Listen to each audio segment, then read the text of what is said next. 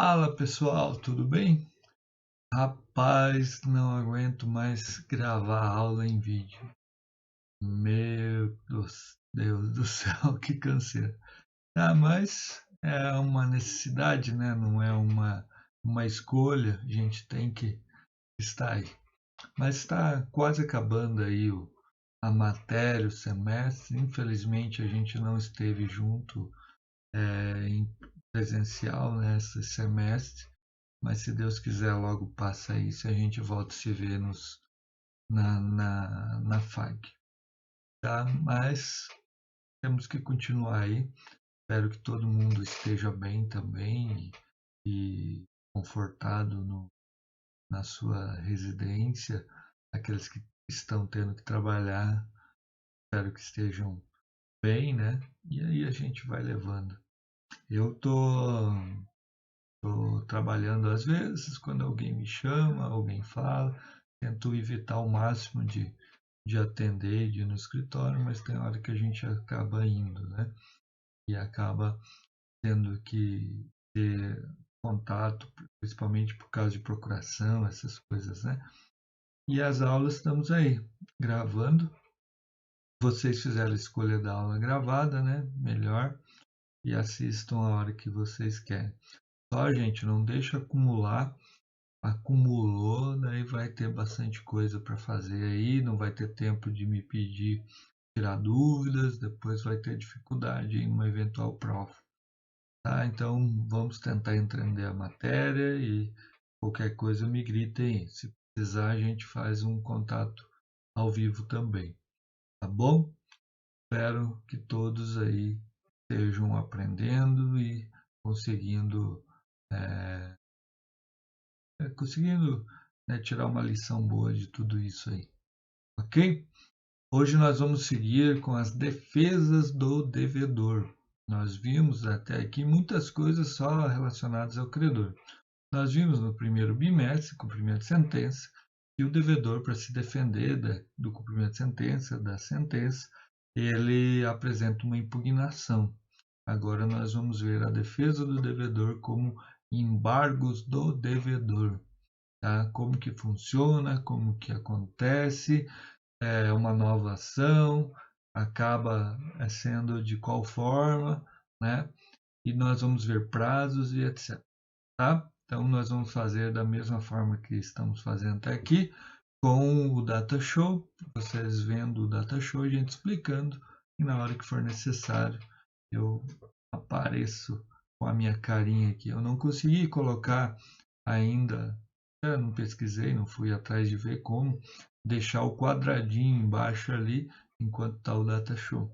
Mas não há necessidade, né? Acredito que o mais importante é estar aprendendo e vamos aprender aí a matéria, ok? Então vamos lá para a tela. Vamos lá, gente.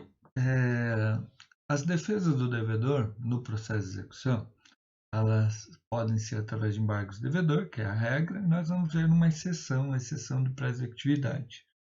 Tá? Primeiro, nessa aula, nós vamos ver só embargos do devedor. Na próxima aula, nós vamos ver sobre exceção de pré-executividade. Ok? Vamos começar então.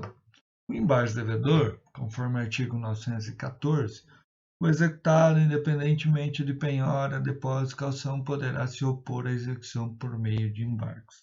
Como que funciona? Vamos lá para o point para me explicar para vocês. Olha aqui, gente. Então, nós temos o processo de execução, que é uma execução onde a pessoa está cobrando um título executivo extrajudicial, né? Ele vai executar para que o devedor venha a pagar. Pode ser questão da obrigação de fazer a entrega, que também virar um pagamento de quantia certa. Tá? Então, vamos pensar no pagamento de quantia certa aqui. O A, o credor, está movendo uma ação contra o B, devedor. Tá? A, credor, também chamado de exequente. A execução é chamada exequente. B, devedor, chamado de executado. Assim que distribui a execução, o A vai pedir a citação do B. O B ele vai ser citado para pagar. Citado para pagar a dívida. Se ele não pagar a dívida, o que vai acontecer? Vai procurar bens para penhora. A gente já viu isso. Então, vai procurar bens do devedor para penhorar. Tá? Para penhora. Só que a execução, ela se propõe, ela é uma pretensão insatisfeita, né? Então, ela se propõe ao não, aquele título executivo que não foi pago, ela se propõe a cobrar esse título. Então, ela se resume nisso aqui, cita por pagar em 3 dias, sob pena de penhora. Por que não tem defesa no processo de execução? Porque a execução tem o objetivo de executar, cobrar a dívida. Então, dentro do processo de execução, não há contestação, não há defesa. Só que nós temos um processo, devido ao processo legal consagrado na Constituição, e também todo processo tem contraditório e ampla defesa. Então, não poderia um processo seguir sem defesa da outra parte. Só que como a execução ela é um procedimento que ela visa cobrar a dívida, então dentro do bojo dela, dentro da execução, não há discussão sobre essa dívida. De regra, né? A gente vai ver que tem uma exceção, mas de regra, do jeito que eu estou falando aqui, não tem. Tá? Então, para que o contraditório e ampla defesa fosse observado aqui, fosse um direito constitucional aqui garantido, o legislador ele criou a sistemática de se opor à execução. Então, o executado, o devedor, ele vai se opor à execução. Como que ele vai se opor à execução? Como que ele vai discutir a execução? Ele vai discutir a execução em uma nova ação, chamada embargos à execução. Alguns colocam embargos ao devedor, alguns colocam embargos à penhora. Tá? Qual o nome correto, professor? Tanto faz. Tá? Não tem uma sistemática se é embargos, mas coloque embargos à execução, melhor coisa. Tá? Ou embargos ao devedor, está errado? Não, não está errado. Tá? O que você achar melhor aí na prática simulada, na prática real, se você colocar embargos devedor, embargos de execução, será considerado correto. O código fala hoje em embargos de execução. O código passado falava em embargos do devedor, como um gênero. Né? Embargos de execução, ele discutia na execução. Então, hoje, o mais correto é embargos à execução, ok? Mas embargos de devedor também não tem problema. Tá? Como eu não discuto dentro da execução, como eu vou me opor à execução, eu vou fazer uma nova ação chamada esse embargo de execução. Então, eu vou ter novamente autor e réu, só que daí inverte aqui. Ó. Quem que vai opor a execução? O devedor. Então, o devedor ele vai ser o embargante, coloquei ali, ó, devedor embargante. E o credor, ele vai ser o embargado. Credor embargado. Notem que nós temos uma ação de execução, autor e réu, exequente e executado, e nós temos uma ação de embargos, onde o exequente vira embargado e o executado vira embargante. Então, inverte o polo ativo e polo passivo da discussão. O B, que aqui era polo passivo, vai para polo ativo. O A, que é do polo ativo, vai para polo passivo. Mas é uma nova ação, gente, uma nova ação. Uma nova ação aonde vai se discutir a execução.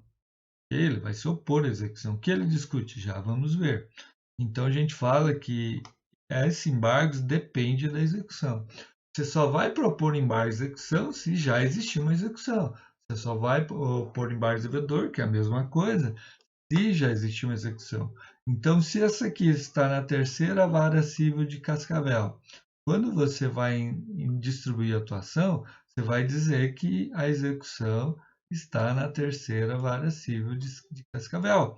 E aí, essa ação vai direto para a terceira vara civil de Cascavel. Quando você for distribuir, pede-se a execução, você diz que é execução, e aí já transfere.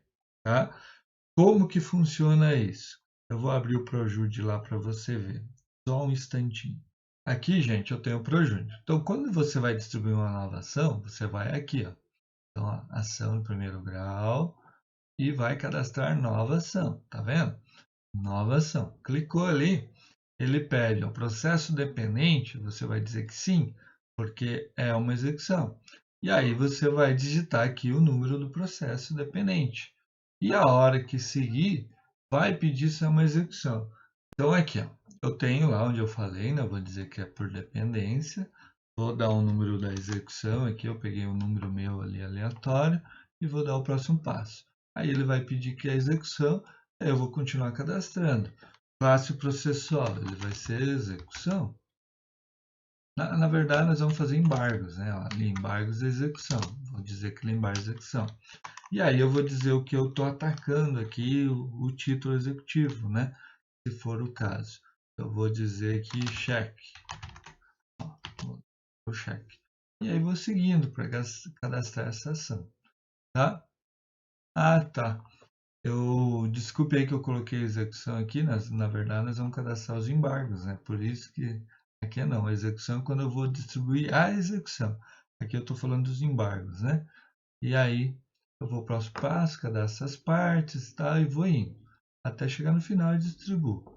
Daí você vai ver como que fica essa ação de embargos, tá? Mais para frente ali a gente vai ver. Para melhorar ali a situação, gente, eu trouxe aqui um modelinho de embargo, de execução para gente e depois de embargos. Ó. Essa é uma inicial de uma execução. Eu tirei os nomes ali, os dados, para não aparecer, para não ficar. Às vezes a pessoa não gosta que aparece, né? Vai para a internet, mas enfim, ó, ele está executando a cobrança de um contrato de venda de gás aqui no caso, né? Ele está pedindo a cobrança, é um advogado de fora, de outra cidade. Ele notificou meu cliente através de AR, esse aqui é o meu cliente assinou aqui e aí voltou, tá? Aí o título executivo, ele vai dizer qual que é o contrato, né, no 784, onde foi assinado, duas testemunhas e tudo mais, tá? Ele está executando o meu cliente.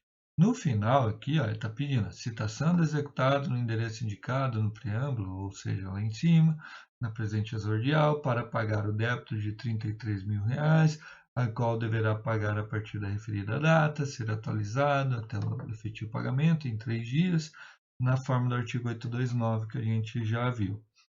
Caso o executado não pague o débito no prazo legal, que indique 5 dias, quais são e onde se encontram bens sujeitos a penhora, papapá.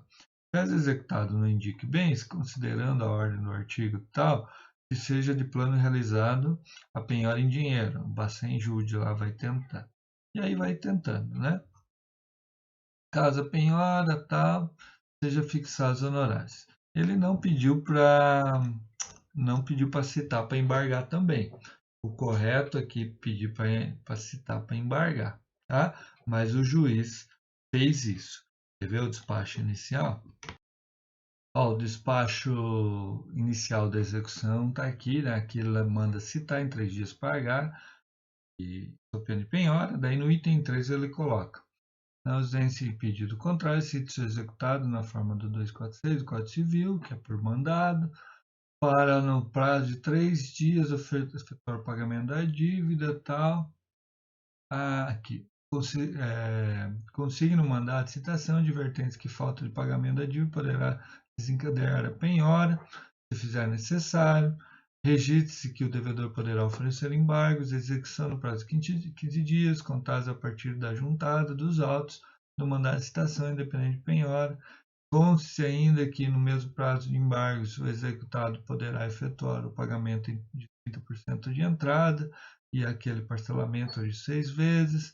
Haver também informação de eventual pedido de parcelamento, implicará o reconhecimento da dívida. E aqui a continuidade, né, do despacho lá, do parcelamento e tal.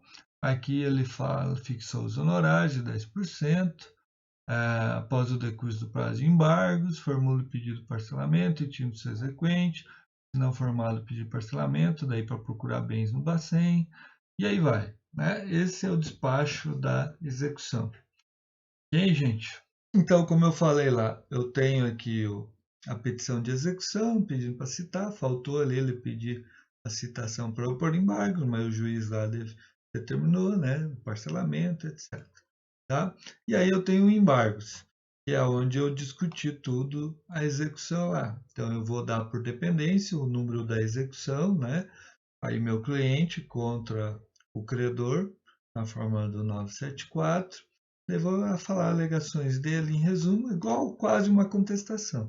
Vou falar o que aconteceu na verdade dos fatos, e aí vou para o cabimento, tempestade, vou da aplicação do CDC, que é uma questão do CDC, e vou falando tudo o que aconteceu aqui no contrato para dizer que o meu cliente já pagou a dívida, não deve e etc. Tá? Então, aqui eu estou discutindo todos os meus embargos. E aí, junto com os documentos, eu vou distribuir. Tá? Eu fiz aqui um print da distribuição para vocês também entenderem como que funciona. Vou pedir o efeito suspensivo, já vou explicar o efeito suspensivo para vocês, que não tem de regra. Tá? Então, gente, eu distribuí os embargos, né, a petição inicial, procuração, os documentos, né, fui anexando aqui os documentos e distribuí uma nova ação. Essa nova ação fica vinculada à execução, como eu expliquei ali no início do vídeo, com a dependência lá. Tá? E aí eu tenho, seguindo os embargos, com a intimação do devedor não, né, do credor, para impugnar e depois eu me manifestar. Tá? Esse acho que dá para entender bem a questão dos embargos à lei, acredito. Tá? É difícil assim na aula, né, virtual, gravada, que a gente não vê nem a cara de vocês, não sabe nem se entender. Mas coloco à disposição, qualquer dúvida, me chame, então assistindo a aula, não entendeu? Manda uma mensagem aí que a gente já vai discutindo. Tá? E combinando, a gente faz uma aula ao vivo aí para tirar dúvida. Ok? Continuando então embargos, né, voltando aqui, nós vimos que o embargos ele pode se opor à execução independente de penhora, calção depósito, né, isto é, não preciso esperar com bem penhorado, ele é citado para em 15 dias embargar, eu já vou contar o prazo com vocês, 15 dias embargar e apresento embargos na forma que eu expliquei ali. Os embargos, impugnação, cumprimento de sentença, lembre? É isso que confundem bastante. Então, para não confundir bastante, não esqueçam. No cumprimento de sentença, a defesa do executado é impugnação, cumprimento de sentença. No processo de execução, a defesa do executado é embargos à execução. Tá? Embargos à execução. Não esqueçam, não esqueçam. Tá? Tem que saber isso. Certo? Como a gente viu, a petição autônoma, né, você vai distribuir na forma 319, serão distribuídos por dependência, no parágrafo primeiro do 914, tá? Esse aqui está errado, é 914, deixa eu arrumar ali. Arrumado, então, ação autônoma, petição inicial conforme 319, e no artigo 214 diz que os embargos serão distribuídos por dependência, autuados em apartado, instruído com cópias das peças processuais relevantes, que poderão ser declaradas autênticas pelo próprio advogado, sob sua responsabilidade pessoal. Quando o processo é físico, é óbvio que eu tenho que juntar as cópias da execução. Então, eu junto o quê? A inicial, o título executivo e a citação. Como é eletrônico, eu não preciso juntar muitas cópias. Mas como a gente está ainda engatinhando um pouquinho ainda nessa sistemática, eu junto a execução para facilitar. Então, lá no processo de embargos já vai ter todos os documentos, a inicial da execução, eu junto o título, no caso ali o contrato, né? Eu vou juntando para ter o juiz, na hora que vai analisar os embargos, ele tem uma análise melhor, não precisa ficar trocando de tela para execução para ver os documentos. Tá? Mas, de regra, não precisaria, porque a execução e o embargo correm no mesmo juiz, o juiz tem acesso aos dois processos, simultaneamente, né? Então, só falo que está errado nos meus embargos para ser analisado na execução, tá? Os embargos serão oferecidos em 15 dias contado conforme o artigo 231. O artigo 231 é aquela situação do CPC que diz que o prazo começa a correr na juntada do AR, na juntada do mandado, na juntada precatória e assim por diante, né? Então, a citação ela é junta no processo e a partir daí eu posso, eu vou contar o prazo para embargos. Quer ver como que acontece? Fica assim, gente, lá no Projude, ó, expedição do mandado, registro do mandado e retorno do mandado. Desse retorno do mandado que você começa a contar o prazo para os 15 dias. 15 dias úteis, desconta o início, foi juntado dia 4, você vai começar a contar o próximo dia útil, tá? Então vamos seguir aqui, ó, o calendário nosso. Então vamos supor que o mandado foi juntado na segunda-feira, dia 4. Então eu vou contar 15 dias. 1, 2, 3, 4, 5, 6, 7, 8, 9, 10, 11, 12, 13, 14, 15. Dia 25 vence o prazo para opor embargos. Se passar o prazo, eu perco a oportunidade de opor embargos, tá? De discutir a dívida em si. Então, como se fosse uma contestação, só que na execução não é contestação, é embargos e é uma nova ação. Tá? Eu tenho que distribuir uma nova ação. Como é nova ação, tem custas.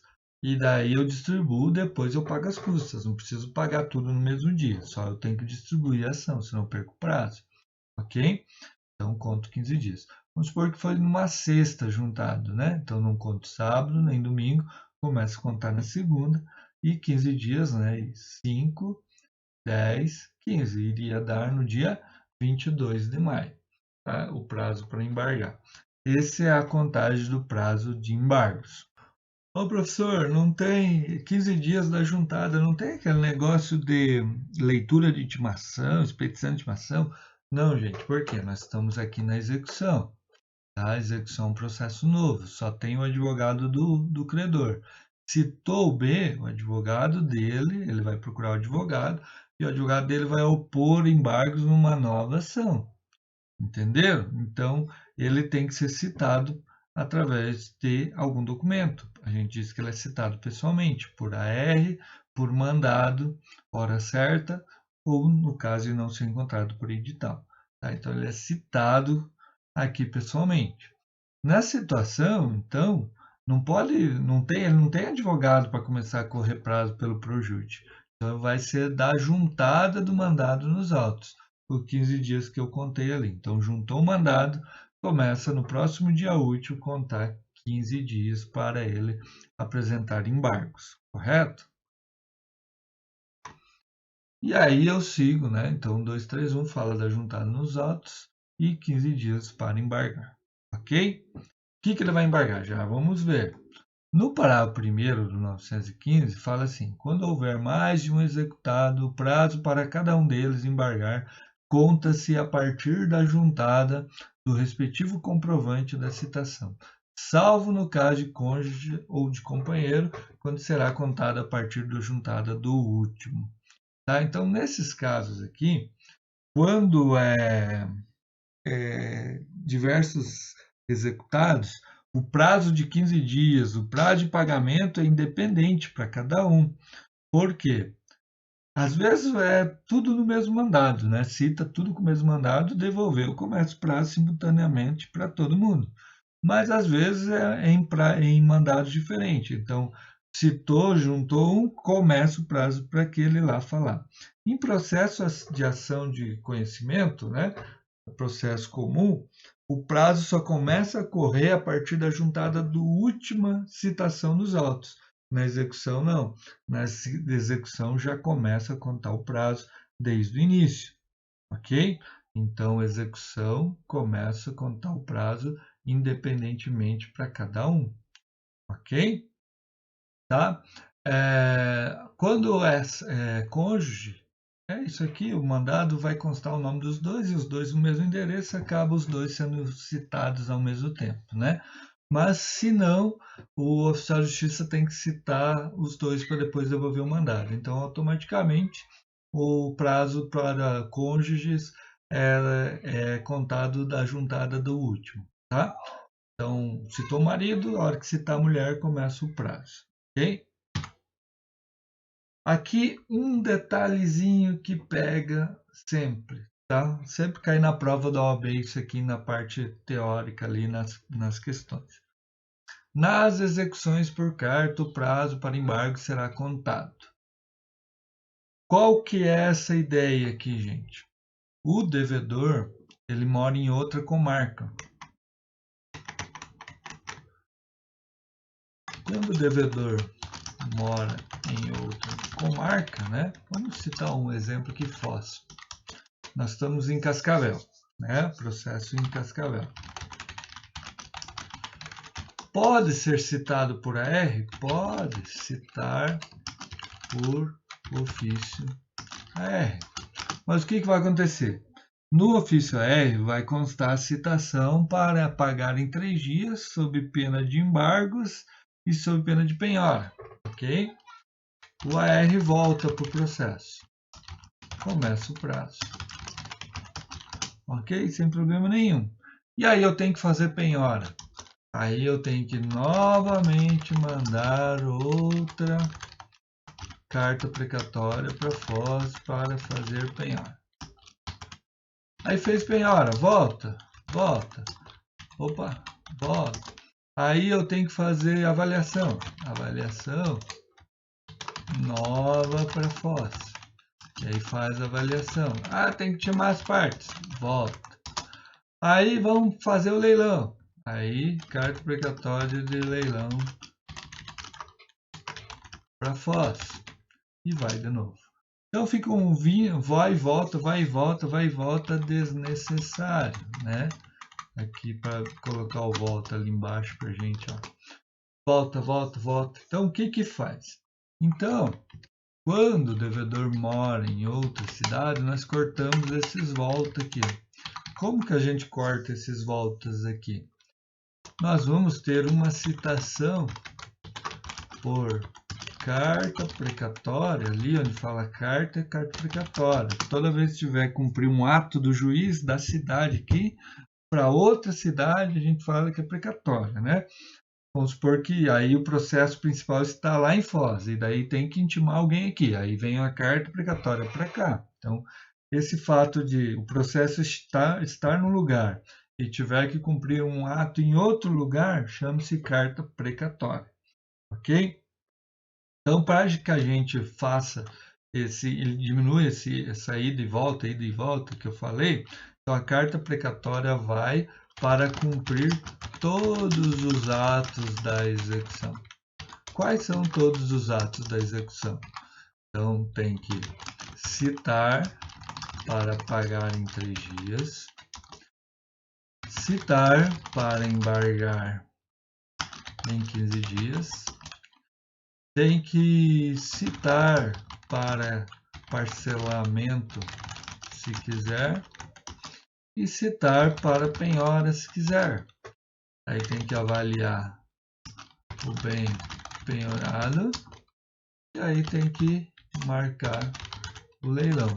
Então, nós eliminamos o ida e volta com um ato só, a precatória vai para tudo. Só que a gente falou que o prazo de citação para pagar, tudo bem, é dos 3 dias da citação. Mas como que eu vou saber aqui em Cascavel que ocorreu já a citação? Ah, para embargar em 15 dias da juntada do mandado. A gente já viu isso, artigo 915. Como que eu vou saber para contar o prazo se está precatório e daí a precatória vai fazer tudo lá? Então, vamos pegar no nosso exemplo aqui, Cascavel, que está mandando para Foz, é juízo de precante. Tá? Foz, que está recebendo lá, é juízo de precado. Ok? Não esqueçam disso. Cascavel, que está o processo aqui, é juízo de precante. Foz, que o executado mora, que vai ser feito os atos, juízo de precado. Tá? Então, o que vai acontecer? O juízo deprecado, nesse nosso exemplo aqui de Foz, vai comunicar o juízo deprecante que ocorreu a citação, que foi juntado, mandado de citação. Então, desta comunicação, começa a contar o prazo de 15 dias úteis para embargar. Ok? Para o executado embargar. Acho que dá para compreender certinho aí, né? Então, o juiz de Foz vai mandar... o Tribunal de Justiça do Paraná, ele tem tipo um e-mail interno. Então, quando você vai mandar um e-mail para outra pessoa, você tem que saber o e-mail da pessoa, né? O e-mail interno do tribunal já está cadastrado o e-mail de cada cartório lá. Então, se eu digitar Terceira Vara Civil de Cascavel, vai aparecer o e-mail da Terceira Vara Civil. Se eu colocar Primeira Vara Civil de Foz, vai aparecer o e-mail de Foz, nesse e-mail interno. E aí eu comunico, juízo deprecante dos autos principais de execução número tal, em que é autor e réu, o executado foi citado aqui e o mandado foi juntado tal dia. E comunica. Aí, a partir dessa comunicação, começa a contar os 15 dias. Ok? Junta no processo daqui, daí. Tá? No nosso exemplo aqui, né? Cascavel e Foz que eu estou dando. Tá? E aí, o embargos. Com o processo eletrônico, a discussão de protocolar os embargos não gera muito efeito, porque protocolar os embargos, como eu mostrei ali no início, eu faço isso no Projute. Mas aonde a competência para julgar os embargos? Julgar os embargos. Quem que vai julgar os embargos? Juiz deprecante ou juiz deprecado? Então, daí segue a regrinha ali que está no... Então, lá, quando começa a contar o prazo da juntada da carta da certificação de citação, que não é o caso nosso, da juntada dos autos de origem no comunicado que trata o parágrafo 4º desse artigo, que não havendo esse na juntada da carta devidamente cumprida. Então, o juiz deprecado tem que comunicar. Nos atos de comunicação por carta precatória, rogatória ou de ordem, a realização da citação será imediatamente informada por meio eletrônico pelo juiz deprecado ou juiz deprecante. Foi isso que eu expliquei para vocês ali agora. Tá? Então, ele vai comunicar e vai começar a contar o prazo. Quando fala da juntada ali da comunicação, né, tranquilo. Mas e quando não vem essa comunicação? Fala aqui da juntada da carta devidamente cumprida. Então ela ia fazer tudo lá, né, citação, penhora, avaliação, para vir no final aqui, daí começar prazo, não tem lógica, né? Então, essa comunicação aí chega a ser imprescindível, tem que comunicar. No caso, o exequente tem que continuar ali com a execução e, se for o caso, ele verificar lá na comarca se entrou embargos, né? Na precatória vai estar certificado, né? Se não, ele tem que pedir o prosseguimento dizendo que não foi embargado e pedir a devolução ou a penhora lá e leilão e tudo mais, né? Agora, se for juntado, ele mesmo comunica ali, se numa falha não foi comunicado, né? Para que não gere mais transtorno, tá? Não sei se deu para entender a sistemática. A regra é que tem que juntar o comprovante de que foi citado lá na comarca deprecada, né? E daí aqui no deprecante começa a contar o prazo, ok? Se acaso não vier essa comunicação, é uma falha. Aí que eu falei, seria bom o exequente ficar de olho para corrigir essa falha, para dizer, olha, foi citado lá, já decorreu o prazo, entendeu? Nesse sentido. Ou lá peticionar lá na precatória e falar, comunique o juiz deprecante, senão não vai correr o prazo nunca. Nesse sentido que eu quis dizer, ok? Aí nós temos essa situação e o 914, parágrafo 2º, fala justamente lá da competência que a gente estava falando, por final, lá no nosso exemplo, né? Por final, lá no nosso exemplo, né? Aqui, a competência para julgar os embargos vai ser o juiz deprecante e o juiz deprecado. Então, aqui me esclarece, ó. Na execução por carta, os embargos serão oferecidos no juízo deprecante ou deprecado. Quando era físico, tudo físico, esquece um pouco do eletrônico, evidente que eu tenho que protocolar fisicamente no distribuidor da comarca onde tramita a execução. E aí surgiu o problema, a precatória lá em Foz, a pessoa mora em Foz, o hectare mora em Foz, eu tenho que vir para Cascavel só para protocolar os embargos? Não, ele poderia protocolar. Ele vai ter que vir lá de Foz para cá para protocolar os embargos? Evidente que não. Ele pode protocolar os embargos lá em Foz para cá, como quando era físico. Hoje que é eletrônico não tem tanta dificuldade. A dificuldade agora é quem vai julgar, se é o deprecante ou o deprecado. De regra, o deprecante, ou seja, Cascavel, né, no nosso exemplo. Salvo se versar unicamente sobre vícios e defeitos da penhora, da avaliação da alienação, que são os atos que estão sendo feitos em Foz. Do vício de um ato lá do juiz de Foz, obviamente, e lá que vai se discutir os embargos, tá? Mas de regra os embargos são opostos em Cascavel para ser julgados. Ok? Espero que deu para entender aí. Seguindo, nós temos no 917 os fundamentos que podem ser alegados nos embargos. Olhem que é muito parecido com a impugnação cumprimento de sentença. Olha, inexequibilidade do título, inexigibilidade da obrigação, está lá no 917. Penhora incorreta ou avaliação errônea, excesso de execução, acumulação indevida execução, as mesmas coisas que eu falei lá em impugnação, né? Inexequibilidade do título, então, ou inexigibilidade, que o título não é exigível, o título tem algum problema, eu vou embargar. Penhora incorreta num bem penhorável ou avaliação num valor menor. Excesso de execução, se o credor está cobrando quantia maior. Acumulação indevida de execuções, mais de uma execução na mesma situação, né? Eu vou embargar. Retenção por benfeitorias. Lembram que lá na obrigação de entrega de coisa, eu falei que a benfeitorias devidamente alegada, embargos, dá o direito de retenção até que elas sejam pagas. Então, esse é o caso aqui. Eu vou embargar só para dizer que eu tenho benfeitorias. Então, isso aqui é de obrigação de entrega de coisa. Incompetência absoluta ou relativa do juiz. Qualquer matéria que lhe seja lícito deduzir como defesa em processo de conhecimento. Tá? Suspeição do juiz, né? Incompetência já está aqui em cima. Mas tudo que eu puder alegar em matéria de conhecimento, eu posso nos embargos. Tá? Um detalhezinho aqui, que ali no 915 fala do prazo, né?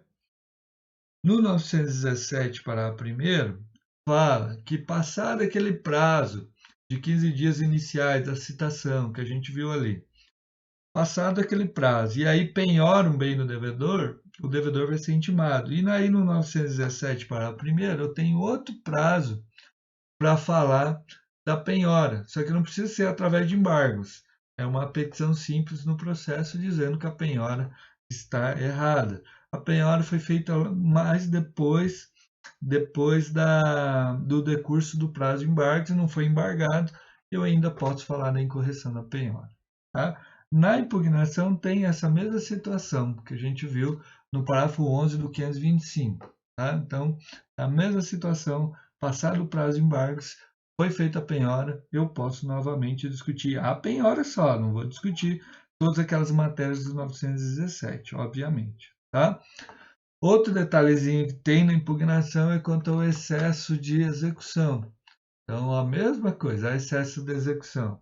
O exequente pleiteia quantia superior à do título, ela recai, a execução, sobre coisa diversa daquela declarada no título, tá? Diferente do título, do contrato, ela se processa de modo diferente do que foi determinado no título.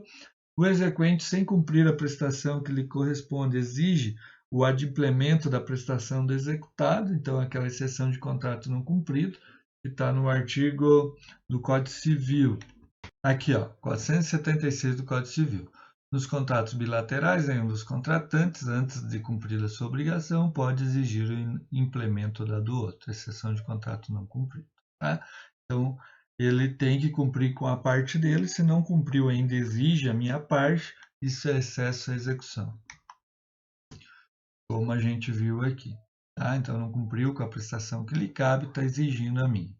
O exequente não prova que a condição se realizou, também excesso à execução.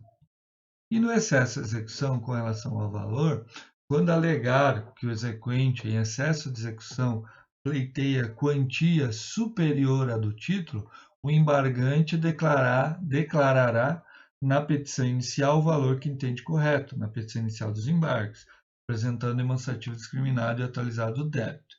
Não apontando o valor correto, o juiz não vai considerar, né, os embargos à execução. Não apresentando demonstrativo, os embargos de execução serão liminarmente ajeitados se a resolução do mérito, se o excesso de execução, sem resolução no mérito, se o excesso de execução for o seu único fundamento, e serão processados se houver outro fundamento, mas o juiz não examinará a alegação de excesso de execução. Olha só, então o juiz não só analisa se tiver ali o pedido. Igualzinho é na impugnação. Tá? Igualzinho é na impugnação. E aqui eu tenho, então, os fundamentos para entrar com embargos. Tá?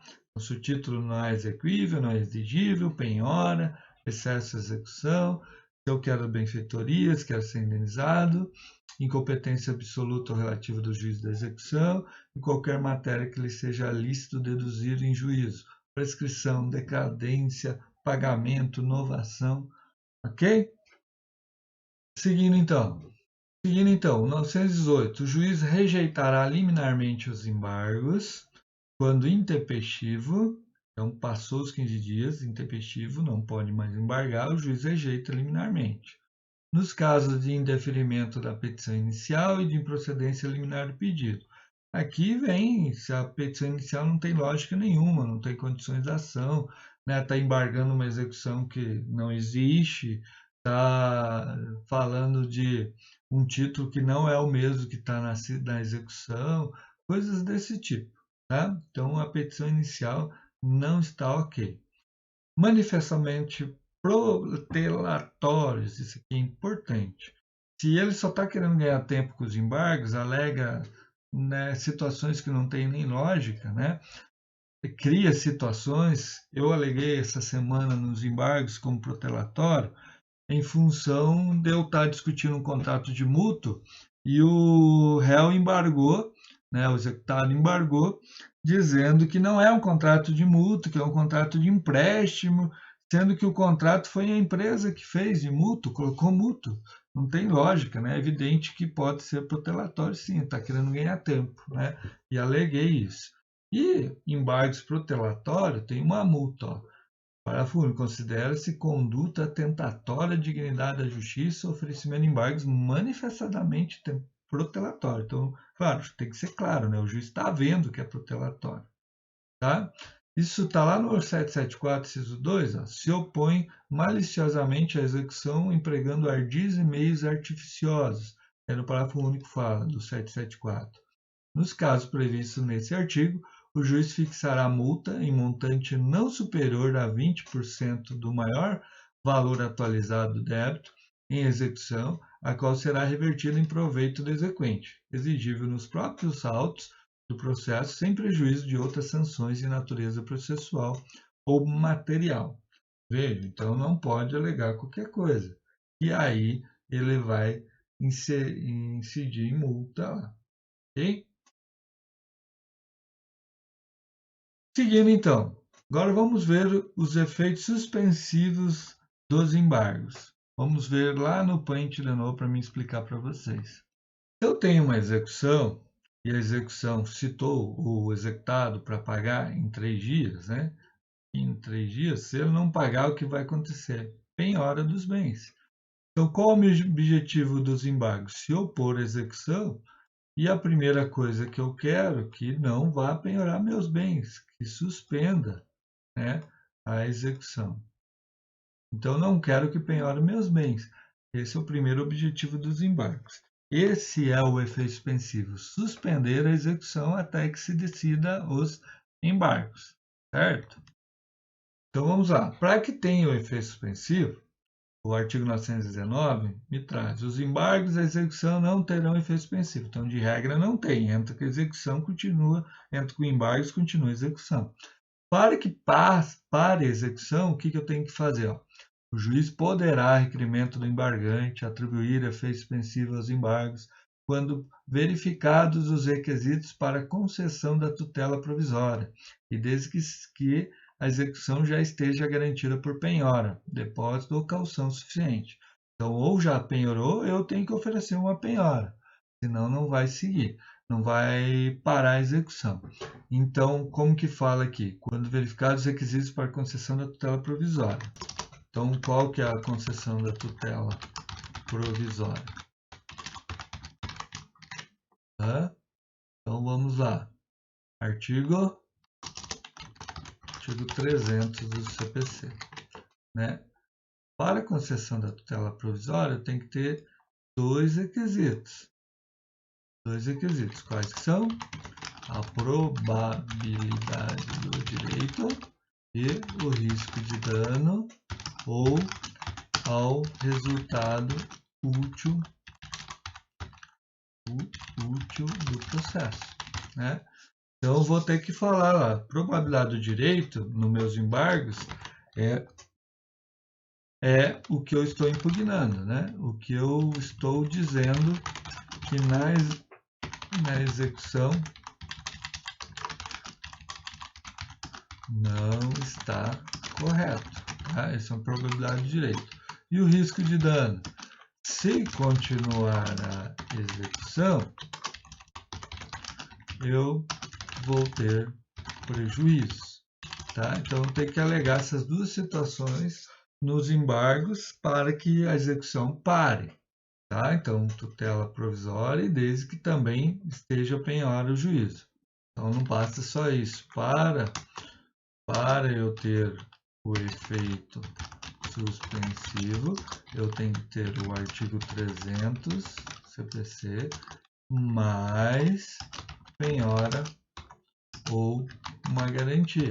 Se não foi feito penhora ainda, eu tenho que oferecer uma penhora. Ok? Então, senão não tem efeito suspensivo. Aí segue a execução.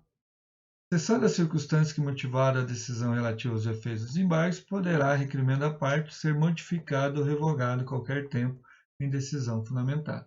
Então, se o juiz dá o efeito suspensivo, eu, exequente, posso verificar, não tem mais penhora, então não quero mais o efeito suspensivo. O juiz, toca o barco aí na execução. A penhora, não, o que ele ofereceu não é um bem dele, ou não é um bem plausível, ou está onerada, né? E tem um monte de coisa ali. Então, eu vou pedir para continuar a execução. E da mesma forma, o executado pediu, o juiz não deu, porque não tinha penhora. Penhorou. Opa, agora tem penhora, analisa aí o efeito suspensivo.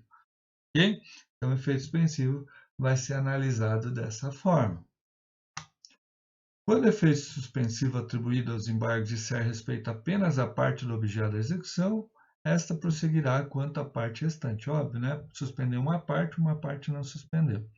A concessão de efeito suspensivo aos embargos oferecidos por um dos executados, quando tiver mais de um executado, não suspenderá a execução contra o outro. Embargar quando o respectivo fundamento disser respeito somente àquilo. Claro, se eu for alegar uma nulidade do título, vai suspender tudo, né? Agora, se eu for alegar uma nulidade só de citação, ou nulidade da minha parte da dívida, ou eu sou avalista, né? Ou fiador, a fiança está incorreta, vai seguindo a execução, só vai parar com relação a mim, tá? Aí, se o outro não embargou, azar dele. Se o devedor principal não embargou, azar dele, vai continuar contra ele. A concessão de efeito suspensivo não impedirá a efetivação de ato de substituição, de reforço ou redução de penhora. Vai trocar a penhora, ou vai reduzir a penhora, ou vai ter que aumentar a penhora, não para, mesmo que o juiz dê o efeito suspensivo. Ok? Essa parte, então, do efeito suspensivo dos embargos. Conforme eu coloquei aqui, ó, efeito suspensivo. Olha, excelência, embargado ingressou com a demanda temerária em face do embargante. Como se pode observar ao longo desses embargos, em razão de um contrato completamente discutível, incerto e líquido, com cláusulas evidentemente abusivas, a empresa manejou a ação de execução em face do embargante sem se preocupar com os fundamentos jurídicos do seu pedido. Tá? Então, eu estou falando para alegar a probabilidade do direito e depois pedir a suspensão, né, com base no 739, para primeiro o risco do dano e assim por diante. Tá? Então, isso é o efeito suspensivo. E aí, para a execução. Ok? O processamento dos embargos, não da execução, dos embargos agora. Então, recebidos os embargos, o juiz, a gente viu que o juiz dá um despacho. Deixa eu mostrar o despacho para vocês dos embargos. Aqui está a primeira parte do despacho dos embargos. O juiz não me deu o efeito suspensivo. Ele disse que não tem a probabilidade, o risco de dano, tal. Então, foram expostos na peça tal, bem como proceder embargante, objetivou suspender o curso do processo executivo sem subsumir seus argumentos aos requisitos que avaliaram a concessão da denominada tutelas provisórias. E eu também não coloquei bens ali, não colocamos um bem de garantia. Tá? Então, estamos discutindo. Na verdade, vai suspender igual, porque não vai achar bens para penhorar. Mas ele não me deu o efeito suspensivo. Vamos ver a segunda parte do despacho, então. A segunda parte está aqui. Então, ele recebeu os embargos, indeferiu o pedido de efeito suspensivo, juntar cópias da decisão no processo executivo, que não suspendeu, para continuar, intimar o embargante para se manifestar, né, intimar o embargado, tomar conhecimento sobre os presentes embargos e impugnar o mesmo em 15 dias, na fórmula 920 do CPC. Tá? E daí a gente entra aqui. Então, ó, recebidos os embargos, o juiz determina que o exequente, o credor, impugna os embargos no prazo de 15 dias. Ele era exequente na execução, lembra do point, daí virou réu, chamado de embargado, né? Então, o exequente será ouvido em 15 dias para impugnar os meus embargos. A seguir, o juiz julgará imediatamente o pedido e designará audiência se for necessário. Encerrada a instrução, o juiz profere a sentença nos embargos, tá? Acolhendo ou não acolhendo os embargos. Julgamento dos embargos. O julgamento dos embargos, então o juiz ele pode dar uma decisão de mérito, porque é uma ação de conhecimento, né? E, como é ação de conhecimento, tem condenação em sucumbência. Nessa condenação, o juiz fixa 10% de honorários, se caso de procedência. Se procedente, quem que ganha? Vamos ver lá no Paint. Melhor para a gente entender. Então, vamos colocar aqui. Se os embargos forem procedente. Quem que ganhou? O autor, né? No caso é o devedor. O que vai acontecer com a execução? José Fini, acabou a execução. Tá? Então, se os embargos forem procedentes, acaba a execução. Se nessa procedência dos embargos e execução vai ter sucumbência, vai. O que vai ser com sucumbência? Custos e honorários. Quanto vai ser os honorários? Quem ganhou? O devedor, que aqui ele é embargante, ele ganhou. Então vai ser 20% de honorários para o advogado embargante. E aqui morreu. Agora, se for improcedente, isso aqui foi improcedente, a execução vai continuar. Desculpe a letra aí que está com o mouse aqui, é ruim. Vai continuar. Se a execução vai continuar, aqui eu tenho 10% já lá no despacho inicial para o executado pagar. A sucumbência aqui vai ser mais 10%. Então, aí somado os dois, dá 20%. Então, se o devedor só pagasse a execução, ele ia pagar 10%. Como ele embargou e perdeu, tem mais 10%. Então, os honorários sobem para 20% aqui no processo de execução. Ok? Claro, 10 aqui dos embargos mais 10 execução, mas como eu vou cobrar e penhorar bens aqui, os 10 vai acabar indo para lá. E mais custas e honorários. Ok? Mas eu posso cumprir a sentença aqui em 10%? Pode, né? Mas vai ser a mesma execução, meio que vai se aliar as duas situações. Ok? Se aliar, não, né? Se juntar, tá? Então, os honorários são fixados em 10% em caso de improcedência dos embargos, né? Improcedência dos embargos. Por quê? Já fixar 10 na execução e 10 dá 20%.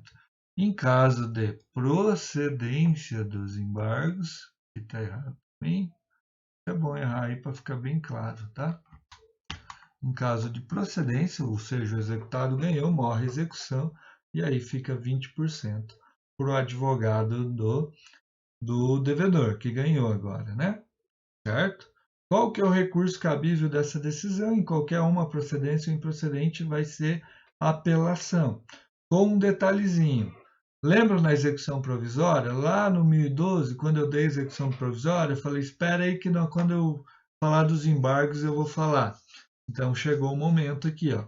Então, se os embargos são julgados procedentes, quem ganha é o devedor. A execução vai acabar. Quem vai ter que recorrer? O credor. O credor vai recorrer. Vamos lá, para a gente fica melhor de explicar. Então, se for procedente aqui, quem que ganhou? Foi o embargante. Quem que vai recorrer? O credor. Então, o credor recorrendo aqui, ele vai ter efeito suspensivo. Ok? Se for improcedente, os embargos foram improcedentes, quem que ganha? O réu. Quem que é o réu? O exequente. Quem que perdeu? O devedor. Ele pode recorrer? Pode, mas o recurso não tem efeito suspensivo. Por quê? Já teve execução, já está executando, já tem o título e ainda o que ele alegou não ganhou. Então não tem efeito suspensivo. Então a execução vai ficar cumprindo e o embargos vai para o tribunal para decidir o recurso do réu aqui que vai, no caso embargante, né, que vai recorrer e não tem efeito suspensivo. Ok? E aí segue. Então, tá lá no 1012 do CPC, tá? O 1012 do CPC diz lá: a apelação terá efeito suspensivo, com exceção. Aí vem no inciso, deixa eu achar aqui.